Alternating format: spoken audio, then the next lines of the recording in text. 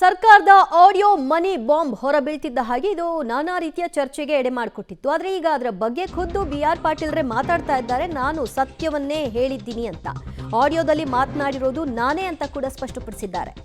ನನ್ನ ಕ್ಷೇತ್ರದಲ್ಲಷ್ಟೇ ಭ್ರಷ್ಟಾಚಾರ ನಡೆದಿಲ್ಲ, ಬಹುತೇಕ ಎಲ್ಲಾ ಕಡೆಯಲ್ಲೂ ಕೂಡ ಗೋಲ್ಮಾಲ್ಗಳು ನಡೀತಾನೇ ಇದೆ.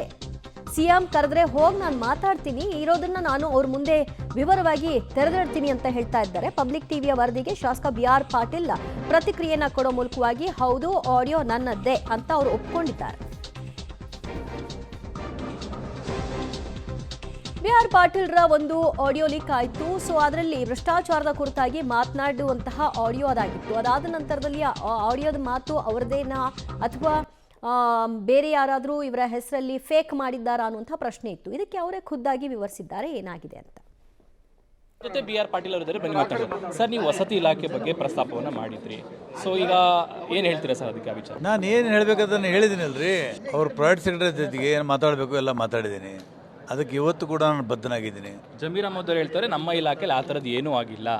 ಆಗಿಲ್ಲ ಅಂದರೆ ಮುಖ್ಯಮಂತ್ರಿಗಳು ತನಿಖೆ ನಡೆಸಲಿ. ಸರ್, DK ಶಿವಕುಮಾರ್ ಅವರು ಈಗ ಮಾತನಾಡಿದ್ದಾರೆ ಆ ಥರದ್ದು ನಮ್ಮ ಸರ್ಕಾರದಲ್ಲಿ ಯಾವುದೂ ಇಲ್ಲ, ಆ ರೀತಿ ಇದ್ರೆ ಕರ್ಸ್ ಮಾತಾಡ್ತೀವಿ, ಆ ಥರದ್ದು ಏನಾದ್ರೆ ನೋಡ್ತೀವಿ. ಕರೆದ್ರೆ ಮಾತಾಡ್ತೇನೆ, ಹೋಗಿ DK ಶಿವಕುಮಾರ್ ಹತ್ರ ಮಾತಾಡ್ತೇನೆ. ಓಕೆ ಸರ್, ಎಷ್ಟು ಮನೆನ ನೀವು ಕೇಳಿದ್ರಿ, ಅವ್ರು ಏನು ಯಾವ ರೀತಿಯಾಗಿ ನಿಮ್ಮ ರೆಸ್ಪಾನ್ಸ್ ಮಾಡಿ? ಸೀಮಿತವಾಗಿ ನನ್ನ ಕ್ಷೇತ್ರಕ್ಕೆ ನಾನು 2000 ಮನೆಗಳು ಕೇಳಿದ್ದೆ, 4 ಪತ್ರ ಬರೆದೆ, ಆಗಲಿಲ್ಲ. ಆದರೆ ಅದೇ ಗ್ರಾಮ ಪಂಚಾಯತಿ ಅಧ್ಯಕ್ಷರು ಪತ್ರ ತೊಗೊಂಡು ಹೋದರೆ ಮಾಡ್ಕೊಂಬಂದರು. ಇಲ್ಲ ಇದು ಹೆಂಗೆ ಸಾಧ್ಯತೆ ಇದು ಕಮಾಲ್. ಮಂತ್ರಿ ನನ್ನ ಮಾತು ಕೇಳಬೇಕು, ಅವ್ರ ಮಾತು ಕೇಳಿ, ಅದು ಯಾಕೆ ಸಾಧ್ಯತೆ ಆಯಿತು? ಇದು ಚೂಸಿ ಬೇಕಾದವ್ರು ಕೊಡುವಂಥ ಪಾಲಿಸಿ ನಡೀತಾ ಇದೆಯಾ ಹೆಂಗೆ ಸರ್ ಇಲ್ಲಿ ಅಂತ? ಇಲ್ಲ, ಆ ಥರ ಏನಿಲ್ಲ. ಅಲ್ಲ, BR ಪಾಟೀಲ್ ಅವ್ರ ಮೇಲೆ ಏನಾದ್ರು ಕೋಪನ ಅಂತ ಜಮೀರ್ ಅಹಮದ್ ಅವರಿಗೆ? ಇದು ನಂದು ಒಂದು ಕ್ಷೇತ್ರದಲ್ಲ, ಇನ್ನೂ ಭಾಳ ಕ್ಷೇತ್ರದಲ್ಲಿ ಆಗಿದೆ. ಸರ್, CM ಗಮನಕ್ಕೆ ಏನಾದರೂ ತಂದಿದ್ದೀರಾ ಸರ್ ಇದನ್ನ? CM ನನಗೆ ಇನ್ನೂ ಕರೆದಿಲ್ಲ, ಕರೆದ್ರೆ ಹೋಗ್ತೀನಿ. ಸರ್, ಮುಜುಗರ ಆಗುತ್ತೆ BR ಪಾಟೀಲ್ ಅವ್ರು ಮಾತಾಡೋದು ಪ್ರತಿ ವಿಪಕ್ಷಗಳಿಗೆ ಆಹಾರ ಆಗುತ್ತೆ ಅನ್ನುವಂಥ ಚರ್ಚೆಗಳು ಪಕ್ಷದಲ್ಲಿ. ನಿನ್ನೆ ಕೃಷ್ಣ ಬೈರೇಗೌಡರು ಮಾತಾಡೋದು ಮುಜುಗರ ಆಗಿಲ್ವಾ? ಅವರು ಸ್ವಂತ ಕಂದಾಯ ಸಚಿವರಾಗಿ ಒಬ್ಬ ಕಳಕಳಿಯಿಂದ ಕಾಳಜಿಯಿಂದ ಬದ್ಧತೆ ಇಟ್ಕೊಂಡು ಹೇಳಿದ ಮಾತಾಡಿದ್ದಾರೆ. ಇದರ ಅರ್ಥ ಅದು ಆರೋಪನ? ಈಗಲೂ ಕೂಡ ನಿಮ್ಮ ಆರೋಪಕ್ಕೆ ನೀವು ಬದ್ಧರಾಗಿದ್ದೀರಿ? ಇದ್ದೀನಿ. ಹೈಕಮಾಂಡ್ಗೆ ಏನಾದರೂ ಈ ಬಗ್ಗೆ ವರದಿ ಕೊಡುವಂಥದ್ದು ಏನಾದರೂ ಹೇಳ್ತೀನಿ ನಾನು. ಹೇಳ್ತೀರಾ? CM ಕರೆದ್ರೆ ಹೋಗ್ತೀರಾ? ಹೇಳ್ತೀನಿ. Thank you so much. ಇದಿಷ್ಟು BR ಪಾಟೀಲ್ ಅವರ ಮತ್ತು ಕ್ಯಾಮ್ರಾಮನ್ ಗಣೇಶ್ ಜೊತೆ ಶ್ರೀನಿವಾಸರಾವ್, ಪಬ್ಲಿಕ್ ಟಿವಿ, ಬೆಂಗಳೂರು.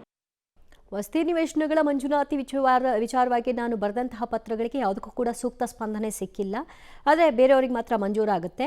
ನಾನು ಕೊಟ್ಟ ಹೇಳಿಕೆ ಏನಿದೆ ಅದಕ್ಕೆ ನಾನು ಈಗಲೂ ಕೂಡ ಸ್ಟ್ಯಾಂಡ್ ಆಗಿದ್ದೀನಿ. ಯಾರೇ ಕರೆದು ವಿವರಣೆಯನ್ನು ಕೇಳಿದರೂ ಕೂಡ ನಾನು ಇದರ ಬಗ್ಗೆ ಸಂಪೂರ್ಣವಾಗಿ ವಿವರವನ್ನು ಕೊಡ್ತೀನಿ. ನನ್ನ ಕ್ಷೇತ್ರಕ್ಕೆ ಆಗಬೇಕಾಗಿರೋದನ್ನು ಕೇಳೋದ್ರಲ್ಲಿ ತಪ್ಪೇನಿದೆ ಅಂತ ಮಾತನಾಡಿದ್ದಾರೆ BR ಪಾಟೀಲ್. ಮತ್ತು ತಮ್ಮ ಇಡೀ ಆರೋಪಗಳು ಏನು ಕೇಳಿಬಂದಿದೆ ಅದರ ಬಗ್ಗೆ ಯಾವುದೇ ರೀತಿಯ ಅಂಜಿಕೆ ಇಲ್ಲ, ಆಗಿರೋದನ್ನು ಹೇಳಿದ್ದೀನಿ. ಅದು ಸರ್ಕಾರಕ್ಕೆ ಮುಜುಗರ ಆಗುತ್ತೆ ಮತ್ತೊಂದು ಅನ್ನೋದು ನನಗೆ ಇಂಪಾರ್ಟೆಂಟ್ ಅಲ್ಲ. ನನ್ನ ಕ್ಷೇತ್ರಕ್ಕೆ ಏನಾಗಬೇಕು ಅದನ್ನು ನಾನು ಬಯಸ್ತಾ ಇದ್ದೀನಿ ಅಷ್ಟೇ. ಇದನ್ನು CMಗೂ ಕೂಡ ವಿವರಿಸ್ತೀನಿ ಎಂದಿದ್ದಾರೆ.